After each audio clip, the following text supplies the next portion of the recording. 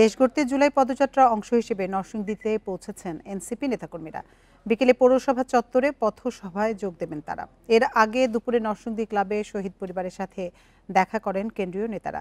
এ সময় পরিবারের খোঁজখবর নেন তারা। বিকেলে পদযাত্রা শহরের জেলখানা মোড় থেকে পৌরসভা কার্যালয়ের সামনে গিয়ে শেষ হবে। এদিকে এনসিপির পদযাত্রা ও সমাবেশ ঘিরে শহরের বিভিন্ন পয়েন্টে অতিরিক্ত পুলিশ মোতায়েন করা হয়েছে।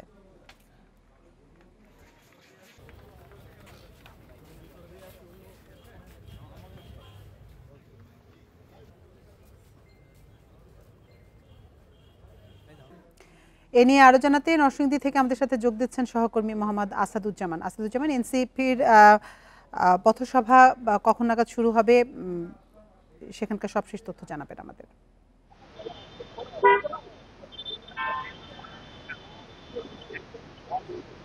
আপনি জানেন যে দুপুরে কিন্তু এই নরসিংদী ক্লাবে, অর্থাৎ আমি এখন যেখানে দাঁড়িয়ে আছি সেটি নরসিংদী ক্লাবে কিন্তু এনসিপির নেতৃবৃন্দ জেলার যে জুলাই গণ অভ্যুত্থানের যে শহীদ পরিবার আছে, পরিবারের খোঁজখবর নেন এবং তাদের সাথে কথা বলেন। জেলার বিভিন্ন উপজেলা থেকে এখানে শহীদ পরিবারের সদস্যরা এখানে এসেছেন।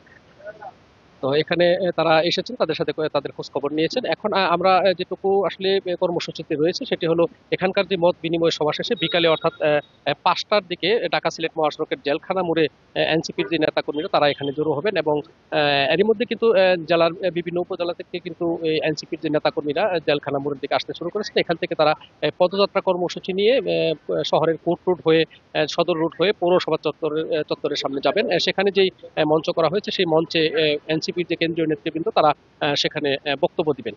তো এখন পর্যন্ত আসলে কিন্তু পদযাত্রা কর্মসূচির যে প্রাথমিক প্রস্তুতি সেটি শুরু হয়েছে। এরই মধ্যে কিন্তু ঢাকা সিলেট মহাসড়কের যেই জেলখানার মোড় সেখানে এনসিপির নেতাকর্মীরা জড়ো হতে শুরু করছেন।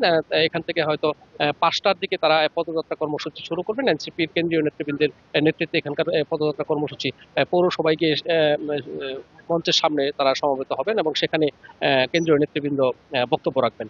এটুকুই আসলে এখনকার নরসিংদীতে এনসিপি কর্মসূচির যে সার্বিক খোঁজখবর আমার কাছে।